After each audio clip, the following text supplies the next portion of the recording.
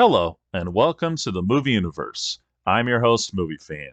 Today, as promised, I'm going to start going through every one of those Disney legends one by one.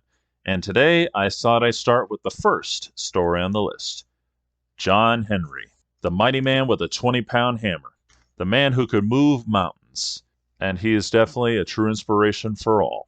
Now, just like with all tall tales, there are different versions, and this one's no exception. For this story, it starts off with John being the former slave, and of course he gets married to his beloved Polly.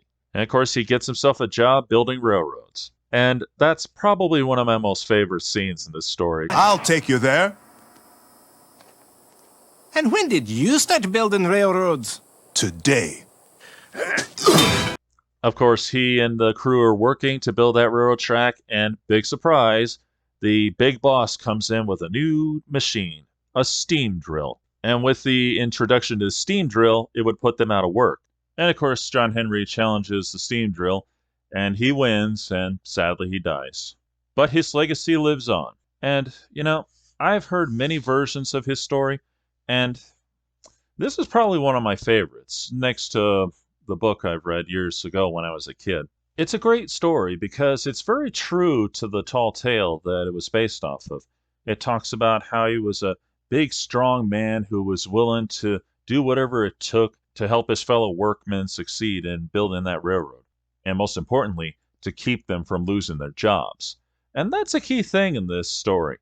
When the steam drill shows up, they say, It's a steam drill. That thing's gonna take our jobs. and that's the whole point of John Henry versus the steam drill. It's to keep them from losing their jobs. Of course, when that thing showed up, they were going to get fired. They knew that. That's why in this version, they tried to tip it over. But of course, John Henry, being the good man that he was, knew that this wasn't the right way to do it. This ain't no way to settle things. And that's the truth. He knew that violence was not going to solve anything. They would have just brought out a new one, maybe had them arrested for destroying property. So instead, he issued a challenge to the steam drill. And one thing I love most about this is it doesn't just say that black people were building the railroads, because that's not true. They did have a big part in it, all right. But so did the Chinese and definitely the Irish. They were well known for building railroads, especially on the East Coast. And, well, although you don't see Chinese working on this railroad here, you do see white people working on the railroad, and you see that their foreman is Irish, which is very true to history. So I gotta give Disney credit for that. And there's no doubt the song John Henry is very great song. It's golden. In fact, it even says, well, how tall tales begin. John's hammer rang out, and the tall tales grew. John Henry, John Henry, John Henry is a mighty man, born with a hammer, a 10-pound hammer, a 20-pound hammer right in his hand. Ain't that the truth or what? It always starts off with somebody telling one version, and then it goes into another. And then the next person tells it in a different way. And as great as this is, it does have a slight flaw in it. And probably the most unusual flaw I've ever seen in an animated film. Because if you look closely at some of the characters, like John Henry and the foreman, you see like the big cross piece to, level off where you draw the nose and the eyes. And, a few parts around the body that show movement.